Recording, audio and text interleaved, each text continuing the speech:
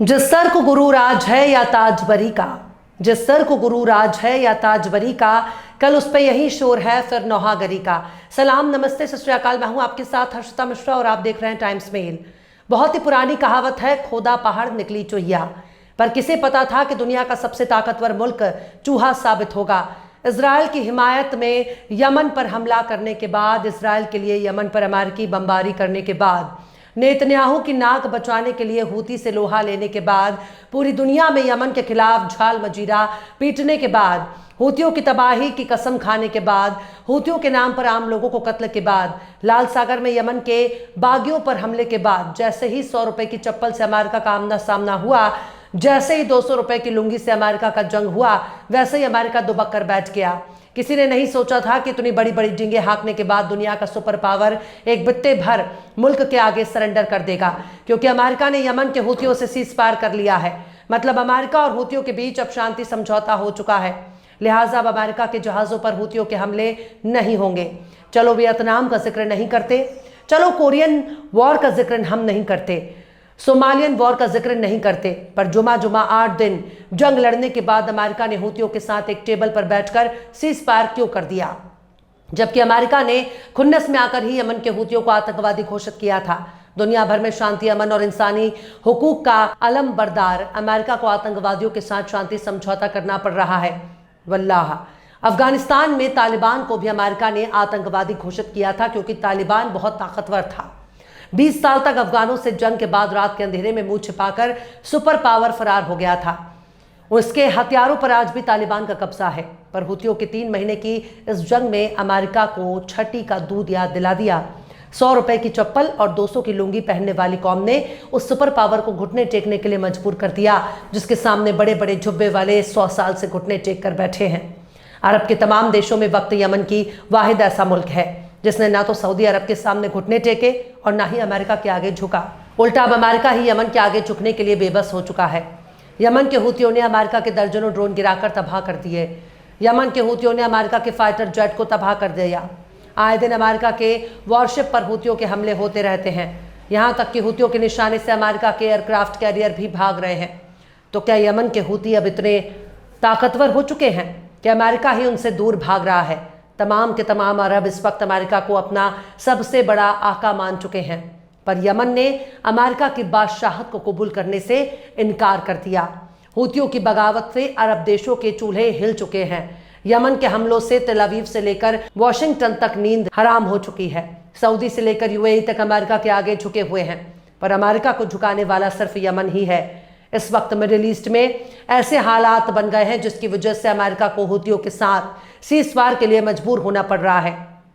याद रखिए, अमेरिका ने इजराइल के जरिए ही गजा पर कब्जे का प्लान बनाया हुआ है। गजा पर कब्जा करना ही डोनाल्ड ट्रंप का सपना बन चुका है। वो गजा को मिडिल ईस्ट का रिवेरा बनाना चाहता है, पर इतनी जल्दी अमेरिका हार मान जाएगा, इस बारे में किसी ने सोचा ही नहीं था। अगर अमेरिका ही यमन के हूतियों से पंगा लेने से भाग रहा है, तो फिर इजराइल का क्या होगा? इजराइल को कौन बचाने आएगा? इजराइल की मदद कौन करेगा? क्योंकि इजराइल अपने दम पर एक चींटी भी नहीं मार सकता, अपने दम पर एक ईंट भी नहीं उठा सकता। ऐसे में नेतन्याहू का क्या होगा? क्या वो जिंदगी भर जेरूसलम की पहाड़ियों के बंकर में छिपे रहेंगे?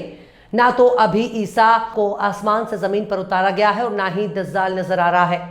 तो फिर अमेरिकी इतनी जल्दी क्यों पीछे हट रहा है? आखिर क्यों बित्ते भर के यमन से दूर भाग रहा है अमेरिका? आखिर क्यों हूतियों से सीज फायर के लिए मजबूर हुआ अमेरिका? आखिर क्यों हूतियों के साथ जंग से भाग रहा अमेरिका? बड़ी बड़ी डींगे हाँकने के बाद हूतियों के सामने फुस हो गया अमेरिका। आखिर क्यों 3 महीने तक जंग लड़ने के बाद अमन की बात कर रहा अमेरिका? बताएंगे आपको और भी बहुत कुछ। लेकिन आप अगर हमारे चैनल पर नए हैं और पहली बार हमारी वीडियो को देख रहे हैं, तो आप हमारे चैनल टाइम्स मेल को सब्सक्राइब कर लें, वीडियो को लाइक कर दें और बेल आइकन का नोटिफिकेशन बटन भी प्रेस कर दें, ताकि बिना देरी हमारी हर खबर आपको मिलती रहे। लौटते हैं आप खबर की तरफ। इस वक्त पूरी दुनिया में गजा से लेकर यूक्रेन तक अगर किसी की खबर ने सबको हैरान कर दिया है, तो उसका नाम है यमन। यमन के हूतियों और अमेरिका के बीच सीज फायर हो गया है। बाकायदा ओमान दोनों के बीच सुलहकार बना हुआ है। ओमान ने अमेरिका और हूती के बीच मध्यस्थता कराई है। न्यूज एजेंसी रॉयटर्स ने अपनी खबर में बताया है कि Trump announces deal to stop bombing Houthis and shipping attacks, यानी ट्रंप ने हूतियों पर बमबारी रोकने और शिपिंग हमलों को बंद करने के लिए समझौते का ऐलान किया है। अमेरिकी राष्ट्रपति डोनाल्ड ट्रंप ने मंगल के रोज ऐलान किया है कि अमेरिका यमन में हौथियों पर बमबारी बंद कर देगा। उन्होंने कहा कि ईरान से मुंसलिक तंजीम मिडिल ईस्ट में शिपिंग लेन में रुकावट पैदा न करने पर रजामंदी हो गई है। ट्रंप के ऐलान के बाद ओमान ने कहा कि उसने सीज़फायर समझौते में मध्यस्थता की है, जो अक्टूबर 2023 में गजा में इजराइल के जंग की शुरू होने के बाद से हौथियों ने अपनी पॉलिसी में एक बड़ा बदलाव किया है। ओमान ने एक बयान में कहा कि समझौते के तहत ना तो अमेरिका हूथियों पर हमला करेगा, ना ही हूती अमेरिका को निशाना बनाएंगे, यानी दोनों ही एक दूसरे को निशाना नहीं बनाएंगे, जिसमें लाल सागर और बाब अल मंदाब में अमेरिकी जहाज भी शामिल हैं।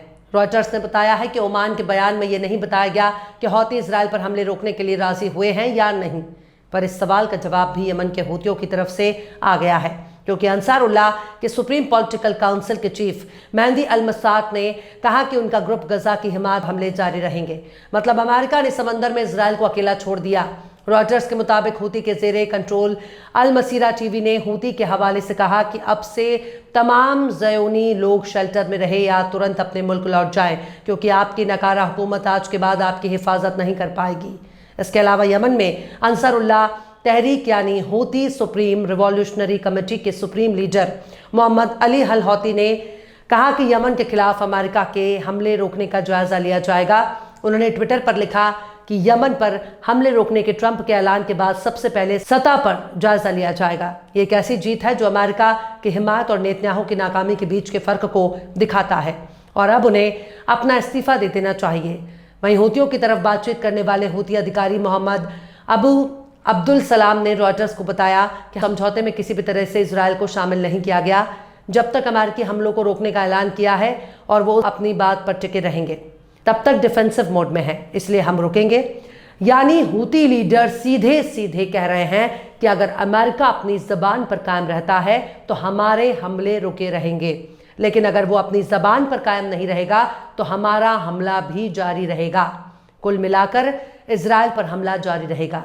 सिर्फ अमेरिकी जहाज़ों पर ही हमले नहीं होंगे, वरना इजराइल पर हमले का रास्ता खुला हुआ है। याद रखिए, इस वक्त ओमान की वजह से अमेरिका ने हूतियों के साथ सीज़फायर किया है। हूती कोई आज से नहीं लड़ रहे, सऊदी अरब भी हूतियों के साथ सीज़फायर कर चुका है। अमेरिका ये भी देख रहा है कि अगर उसका भी वॉरशिप या फिर एयरक्राफ्ट कैरियर हूतियों के हमले में तबाह हो गया तो पूरी दुनिया में उनकी इज्जत डूब जाएगी। इससे बेहतर है कि शांति समझौता करके हूतियों से दूर हो जाए। खैर, इतना तो जाहिर हो ही गया है कि अमेरिका ने सीज़फायर करके बहुत बड़ी समझदारी की है। बेहतर तो यही है कि वो फ़लस्तीन को आज़ाद कर दे और इजरायलियों को उठाकर उनके देशों में वापस भेज दे, जहां उन्होंने आकर फ़लस्तीन पर कब्जा किया है। बहरहाल, चलते चलते आखिर में अब्दुल हमीद अदम ने भी क्या खूब फरमाया है, हम और लोग हैं, हमसे बहुत गुरूर ना कर। हम और लोग हैं, हमसे बहुत गुरूर ना कर। कलीम था जो तीरा नाज सह गया होगा। फिलहाल इस खबर में बस इतना ही। इस पूरी खबर को शम्स तबरेज़ ने लिखा है, जिन्हें आप ट्विटर पर भी फॉलो कर सकते हैं। ट्विटर हैंडल है @शम्स तबरेज़ कासी। ये वीडियो आपको कैसा लगा कमेंट बॉक्स में ज़रूर से बताइए। वीडियो पसंद आया तो लाइक करें, शेयर करें और बेबाक निष्पक्ष स्वतंत्र पत्रकारिता को सपोर्ट करने के लिए आप हमारे चैनल टाइम्स मेल को ज़रूर से सब्सक्राइब करें और हाँ, बेल आइकन की घंटी वाली बटन आप ज़रूर से दबा दें ताकि आपको हमारे आने वाले नए वीडियो की नोटिफिकेशन फ़ौरन ही मिल जाए। फिर मिलते हैं किसी और वीडियो में एक नई खबर के साथ। हर्षिता मिश्रा को दीजिए इजाज़त। जय हिंद। अगर अभी तक आपने हमारे चैनल टाइम्स मेल को सब्सक्राइब नहीं किया है तो जल्दी से सब्सक्राइब कर दें और बेल आइकन भी प्रेस कर दें।